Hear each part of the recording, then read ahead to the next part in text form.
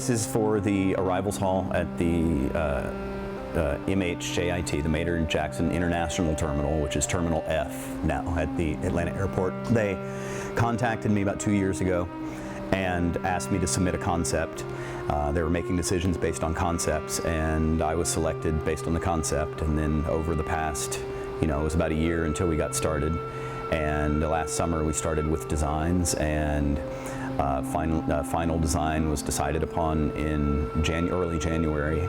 And as I said, it took about until mid to end March to where we, got actual materials in to start it. So this is probably the fastest. It's the largest project I've done, and it's by far the fastest I've done.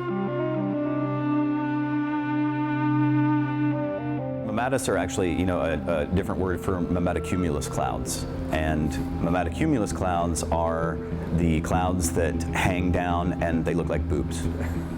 So it's boobs, boob clouds.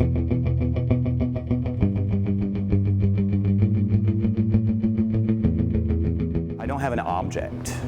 There's no object of my sentence. I'm not trying to refer to anything. Yeah, definitely no message. But when I was looking at those curves, I'm looking for this. I don't know. It's a very vague feeling. It's a feeling. To me, it's a physical feeling. So when I see things, I can feel them and just know, like in my gut, whether that curve feels wrong, or it feels. It feels like something.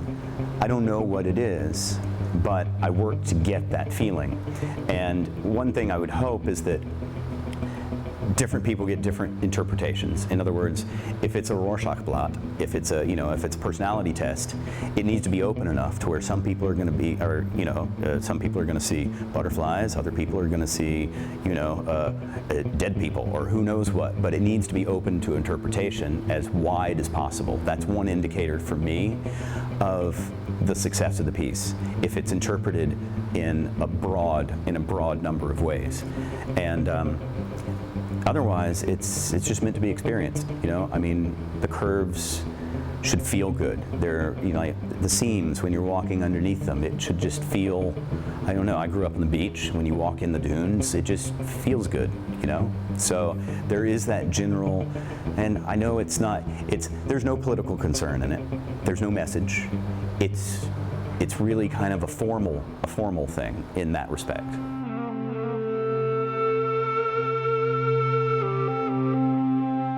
My goal for this piece, considering that it's in a pretty well-lit space that has the entire north side as window, up 28 feet by 300 feet is north-facing window. I couldn't really do anything that was solely dependent upon light.